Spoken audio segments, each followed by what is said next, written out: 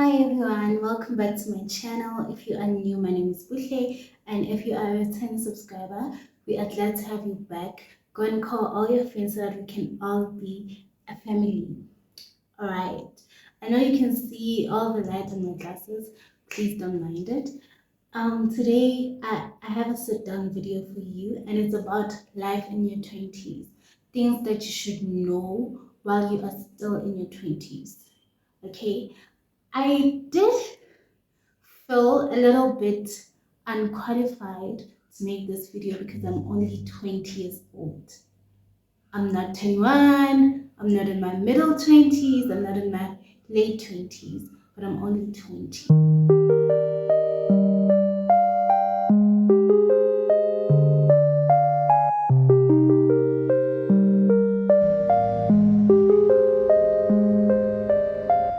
I will be taking you guys through all the things that you need to know while you're still in your 20s, or if you are about to enter your 20s.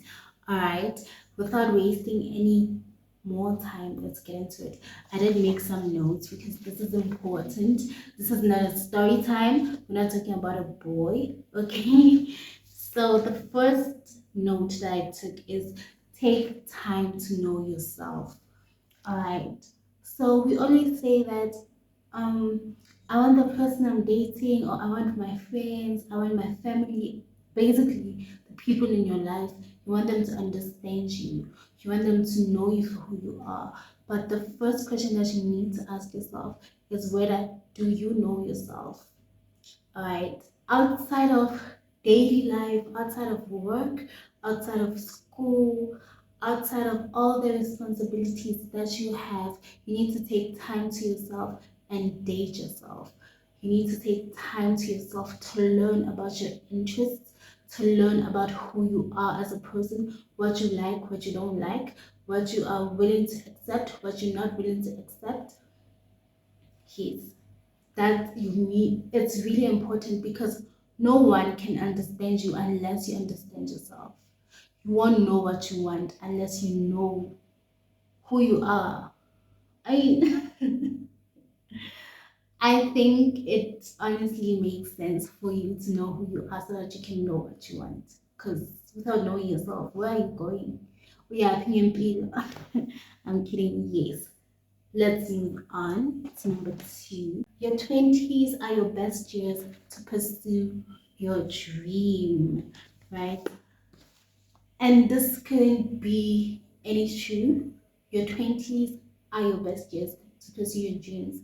That dream that you've had since you were a child, since you were in primary school, and you were like, oh, I want to be a pilot. I want to be a pilot.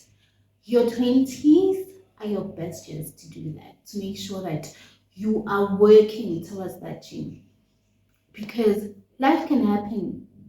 We need to be mindful of the fact that life happens sometimes, and we sort of lose track of where we wanted to go. However, if, for example, the example that I made with being the pilot, um, you can get sidetracked because you feel like you need a job now so that you can make money now, or so that you can provide for your family. Maybe you left people at home, so they're depending on you, and then you're like, oh, this aviation thing is going to take too long. Let me just get a job now. Let me just settle for now, and then I'll do it in my 30s, once I'm stable, once I've taken care of everyone.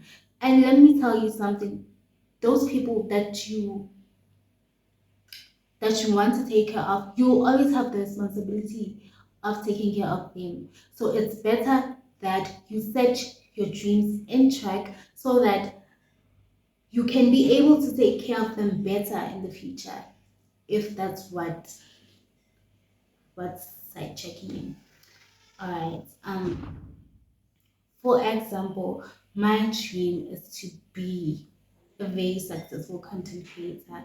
I want to be a full-time content creator one day, meaning I need to take content creation seriously now. you know. I need to start making videos, putting myself out there on YouTube. I can't say, oh, I'll wait until I have an apartment, I'll wait until I have money to go out on dates so that I can vlog. But I need to start now. It also prepares you. It also gives you skills that you might need in the future that you'll never know. Alright, so yeah, work on your dreams while you're still young. While you're still, there's this saying that work like a slave now, live like a king later. Alright. I also I have a couple of dreams. It's being a content creator, being an author, and I've been putting that in the back burner because I'm having so much fear around writing. Oh my God, I'm writing. I have to publish a book. I'm still so young. I don't have connections. I don't have a network.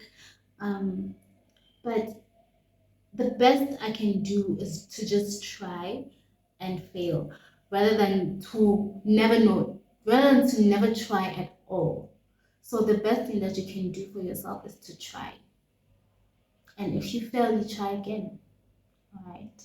Okay, let's move on to the third one. Form good quality friendships. Oh my God, this one is very important and it hits home.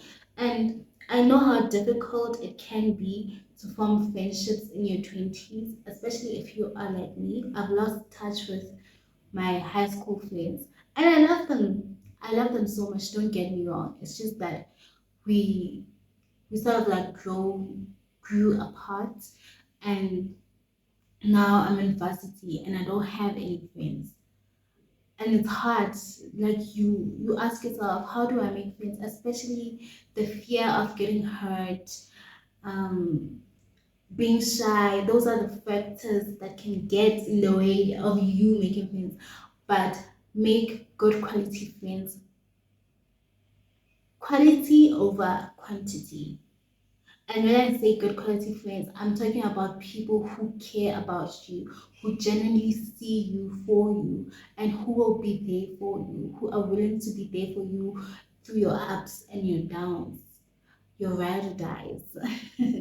Someone that you can be vulnerable with and that you can be yourself with, around, and you can help each other grow, right?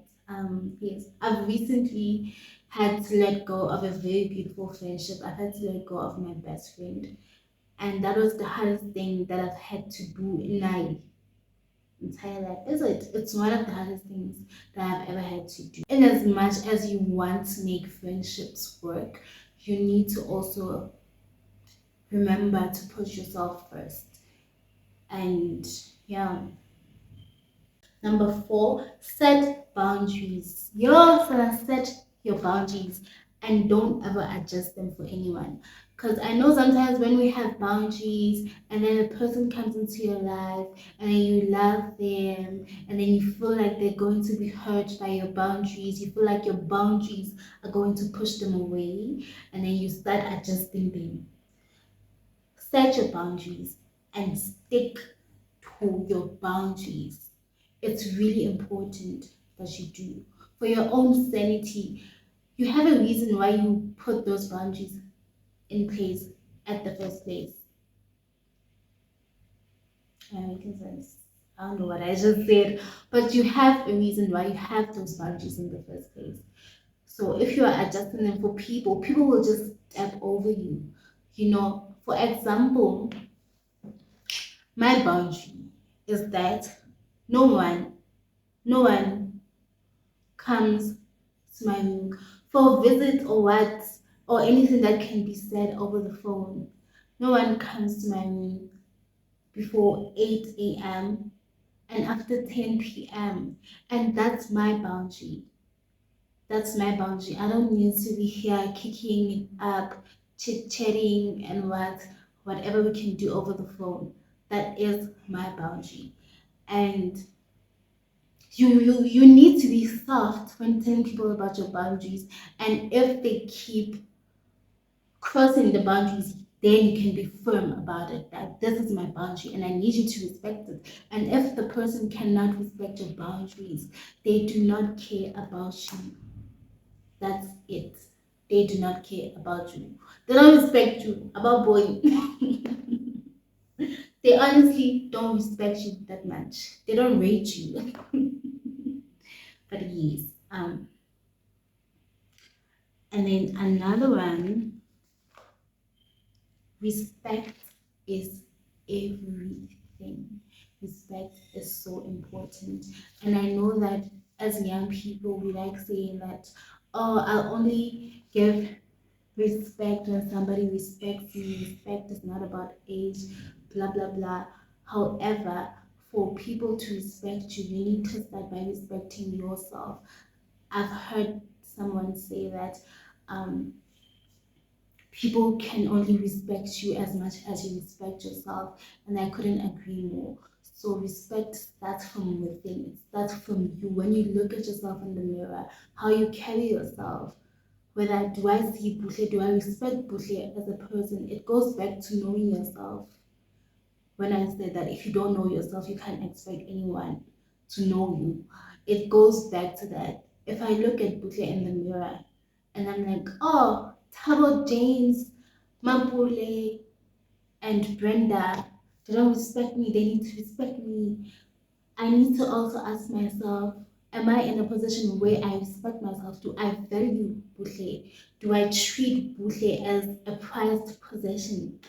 You know, is she on the pedestal? You need to look at the way in which you carry yourself, the way in which you speak to people, the way in which you engage with people is very important. All right. Yes. Another one, open yourself to loving. Hmm. I don't know if I wanted to say open yourself to loving or open yourself up to emotions, you know, to feeling your emotions. Um, Guys, there's no, uh, what's the word? There's no greater feeling than knowing that you have love, you can give love, and then you can receive love. And I know that we have all these childhood traumas, you have all these things that you went through, you don't trust people, you know, it's hard to trust again, people hurt you, you've gotten your heart broken, blah blah blah. And but you need to open yourself to loving other people and forming relationships. I think this goes hand in hand too with forming good quality friendships, because you can't have any kind of relationship, however, if you're not opening yourself up to it. Right? So you put yourself out there, expose yourself to different things, different people. You know, just be open-minded about everything. Sometimes we can be so set in our ways that we don't even have the chance to see the world. You know, we don't have the chance to see how great other things could be for us. So not only open yourself up to loving other people, open yourself up to experiences. And this is the advice that I'm taking for myself, because I can be so I'm such a routine girl. I'm such a routine girl. I don't like trying anything new, and it's something that I've been teaching myself this year. I mean, it even with things as simple as food. I'm like, no, I'll eat the same meal from the same restaurant all day, every day if I have to. Because I'm like, mm-mm. Better what I know than what I don't know. I mean, I'd be like, this is my money. I don't want to waste it. But I'm teaching myself to try different things, you know, to expose myself to different things, put myself out there, get out of your room. You know, life is not within these four walls. It honestly is not. So yeah, if you want to live life, there's so many things that you can do, so many different things for everyone to try. Yes, so just be open to new experiences, to new people in your life, and keep an open mind, is what I'm saying. I hope it makes sense. It's okay to fail, it's okay to lose. You know, we want everything to be so perfect, we want our paths to be so linear. It's okay to lose. It's okay to have a few obstacles along the way. It's okay to have a few bumps along the way. You are still young. You are going to lose. You are going to fail. And you need to make peace with that. Don't be entitled to winning. Don't be entitled to getting everything perfect the first time. Because you are going to experience failure, and that's the best part. That's the best tool to help you grow, because through failing you know what you need to do different the next time. It pushes you, it makes you stronger, it makes you more determined. I did not write this here. I feel like I should edit. I don't know. Every season has an end. Every hard season in your life, it has an end. And I'm not trying to be a motivational speaker. That is not the purpose of the video. I'm just sharing the things that I have learned, or the things that I want to apply going forward, and I think that they're going to be beneficial for you too. Everything has an end, whether good or bad. So that rough patch that you've been going through, that depression that you've been going through, that heartbreak, you know, it will come to an end one day. It will one day come to an end, and you will look back at all those times that you were crying yourself to sleep, all those times that you were obsessing over that boy who does not care about you. Yeah, all those times that you were worrying about small things, worrying about, no, not getting 80% and punishing yourself over it. You will look back at it and be like, oh man, this is what made me. So everything does come to an end. There's light at the end of the tunnel all the time. You need to remember that everything always works out. There's a scripture that says all things work together for the good of those who love the Lord and have been called according to his purpose. Right? So everything always works out.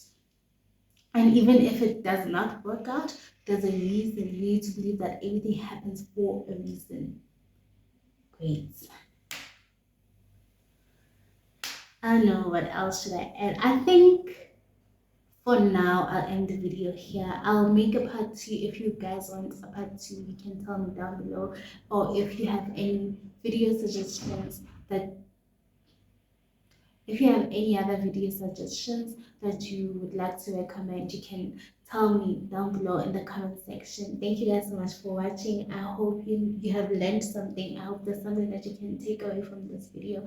I love you guys so much. Please do not forget to like the video, subscribe to the channel, and also share with your family and your friends so that they can also learn.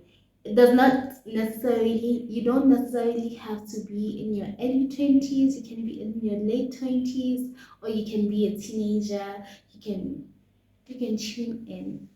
Yeah, and I do hope that um there are things that you can share with me in the comment sections that I might have missed, that you have learned while you were in your 20s or you are in your 20s. So please do share them with me in the comment section. And yeah, bye guys.